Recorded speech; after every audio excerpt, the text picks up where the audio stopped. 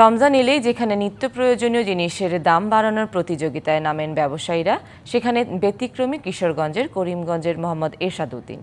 রমজান মাস জুড়ে 10 টাকা লিটার দরে দুধ বিক্রি করছেন তিনি। লাগামহীন দ্রব্যমূল্যের বাজারে এমন উদ্যোগে আনন্দিত এলাকাবাসী। রমজান মাসে দুধের চাহিদা বেড়ে যায়, বিশেষ করে সেহরির সময় অনেকেরই পছন্দের খাবারের তালিকায় থাকে দুধ। হাটবাজারে যেখানে 1 লিটার দুধ বিক্রি হচ্ছে 80 থেকে 100 টাকায়, সেখানে লিটার প্রতি 10 টাকায় বিক্রির উদ্যোগ নিয়েছে জেসি এগ্রো ফার্ম। লিলি হালাল বিউটি সোপ, বিএসটিআই কর্তৃক সনদপ্রাপ্ত দেশের প্রথম হালাল বিউটি সোপ, দীপ্তিময় উজ্জ্বল ত্বকের জন্য।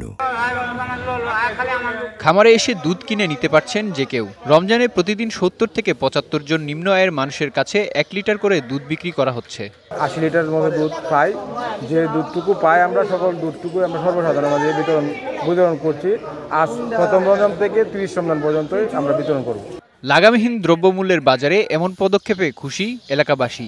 আমরা পাইলাম, গরিব মানুষ 10 টাকা কেজি খাইলাম। বাজারে দুধ আছে 160 টাকা কেজি, আমরা দিছি 110 টাকা কেজি। বাজারে কিনে খাইতে পারি না, তাই কিনতে পারতেছি। 4 বছর আগে গ্রামের বাড়িতে জেসি এগ্রো ফার্ম নামে খামার গড়ে তুলেন এরশাদ উদ্দিন, যেখানে 450টি গরুর মধ্যে 75টি গাভী রয়েছে। দৈনিক উৎপাদন হচ্ছে 65 থেকে 75 লিটার দুধ।